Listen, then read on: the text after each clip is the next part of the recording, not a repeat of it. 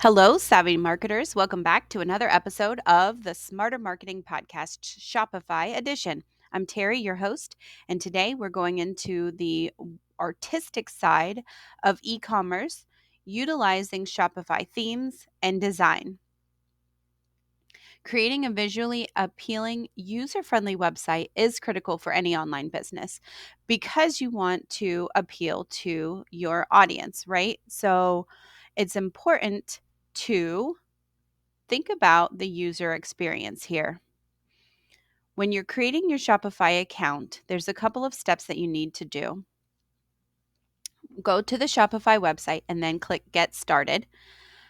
Fill in the required details to create your account and then for the prompts for the basic information about your store. You will need to have your business bank account at some point connected to this. So I just want to give you that heads up. And if you don't have your business bank account set up, just to go back just a step or two, typically you're going to need to register your name with the Secretary of State and then get your EIN from irs.gov. With those two documents, then you can go to your bank and then get your business bank account set up. And you'll want to have those separated out from your personal banking. So your reporting at the end of the year is all squared away. So moving on, after we go in, it's pretty straightforward setup to creating your Shopify account. Then we want to choose a theme. We're going to log into the admin side of it and navigate to online store. Then click on themes and explore the variety of free and paid themes available. Just to give you the heads up, there are some paid designs, but there is quite a bit of free, nice ones that you can customize the font, you can customize the colors, but it's pretty straightforward on the free version, an easy, simple way for you to get started. And then look at that for the ones that align with your brand and those features. So once you take a look in there and you see this page over here that has all of the examples, it gives you the colors that it comes in. So the top one there on the left has 3 colors that you can customize it to. The one on the right has 3. It has those 3 little colored circles, and it gives you an idea of what it's going to look like on your computer and on your phone. So next, we are going to, once we've decided what we want it to look like there, we're going to go into designing it. So customizing your theme, once you pick it, you're going to click customize. And if it had those colors, you can modify the colors and the fonts, like I said, and then any other design elements. So at this point, I want you to have all of your pictures for your products at least either done or planned out. And if you can get a light box, look up DIY light box or look up on Amazon. You can buy light boxes anywhere between like $15 and $30. Or you can do it for free with a DIY light box for photos. And this would be good for anything. If you can think of like the size of a 16-ounce water bottle, if your product is around that size, this DIY light box is perfect for you. You just take your cardboard box and poster board, cut out the sides, and then line it with a white trash bag. And you'll see that in the DIY tutorials. And I'll put a link below to some images and some products as well. And then what you do is set up your camera right in front of it. So it's either on a tripod or on a permanent stand and begin taking pictures. The reason that I want you to do this is that you'll save a lot of time and your pictures will be professional. The white poster board gives you a seamless backdrop.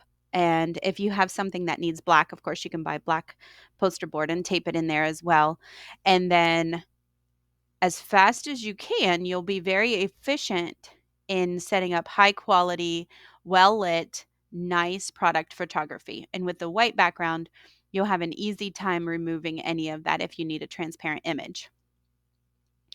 So that also goes for having a high quality logo as well. So your colors and your logo should be ready at this point. Then we go into uploading the products. If you are drop shipping, and you're a drop shipper using Shopify, your vendor, the wholesaler, is going to provide you with this information. So you ask them for the spreadsheet. It'll have product name, description, size, all of that information that's important for you to be able to connect that to your Shopify store, and you just upload products in bulk. If they're your own, now you'll have the opportunity to manually add the product name, the description, and the information. You'll click on products, add product, begin filling in the details, and then make collections. And the example of what a collection is would be if you sell shoes and scarves, you would have two collections. Another opportunity for you to have a collection and do branding here is if you have a um, seasonal collection, if you have something that's on sale, or what I have encouraged people to do in the past that has been really successful is if people are getting to know you as the leader of your brand, a collection could be your private pick. So if there's a look that you like, for example, you are a 20-year-old business professional, and these are the clothes that you would wear to work because these are what you like, and we follow you on Instagram, then we would be able to come to your Shopify website and look for your collection and then shop like we were shopping in your closet. So whatever collection that would be. And so that could be Carla's collection.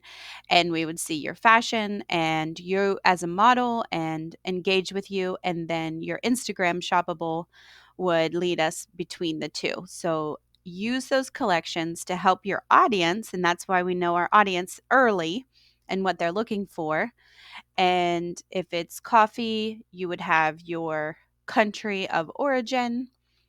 If it is shoes, you might have casual, dress, and athletic collections. So use those so your audience will be able to navigate through your products easily. The finishing touches and then launching your store include setting up payment and shipping options in the settings. Then we can configure your tax settings based on your location, and then preview the store to make sure that everything looks polished and professional. So we've got our logo in there. We've picked our color. We put some information in there. What I didn't talk about was just information about your store. And then we set up shipping. So you'll set up specific shipping types if it is shipping standard or ground or overnight. Those are 3 different types of shipping that you would set up.